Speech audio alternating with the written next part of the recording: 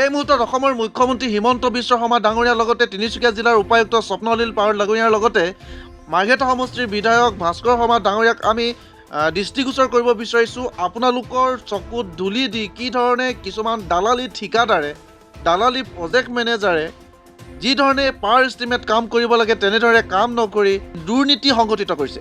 অধীনত নিৰ্মাণ হৈ থকা যিটো ডিয়াগ বেঙেৰীয়া সংযোগী পথৰ আজি মহংস্থিত যিটো কালভাৰ নিৰ্মাণ হৈ আছে, এই নিৰ্মাণ হৈ থকা যিটো ওপৰৰ যি ঢালাই চৰ্টৰ যি গাঁথনি, আচলতে এই গাঁথনিটো আপোনালোকে দেখিছে।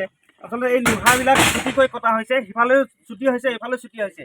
আৰু এই লোহাৰ যিটো ৰড আপোনালোকে দেখিছে, এইবিলাক আচলতে কেনেকৈ ইয়াত ধৰি থাকিব, জালিখন ক'ত ৰৈ থাকিব, এই বিষয়ে আমি যিটো ড্ৰয়িং পাইছোঁ, এই ড্ৰয়িঙৰ মতে তেখেতলোকে চুটিকৈ এই লোহাবিলাক কাটিলে আৰু এনেকৈ ধৰণে নিৰ্মাণ কৰিবলৈ বিচাৰিছে।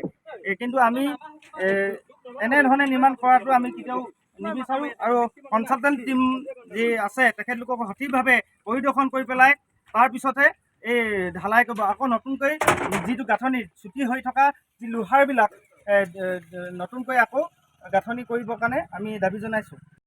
বেলেগ কালভাৰ যি ধৰণে নিৰ্মাণ হৈ আছে, কিন্তু ইয়াত এইটো কালভাৰ আৰু বাকী হৈ থকা যি কালভাৰ, সেই কালভাৰসমূহ আপোনালোকে দৈখন কেনেধৰণে নিৰ্মাণ হৈ আছে সেইখিনিও আপোনালোকক দেখুৱাম।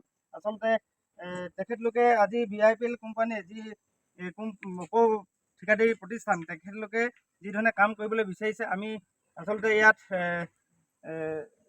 বৰ ভাল দেখা নাই।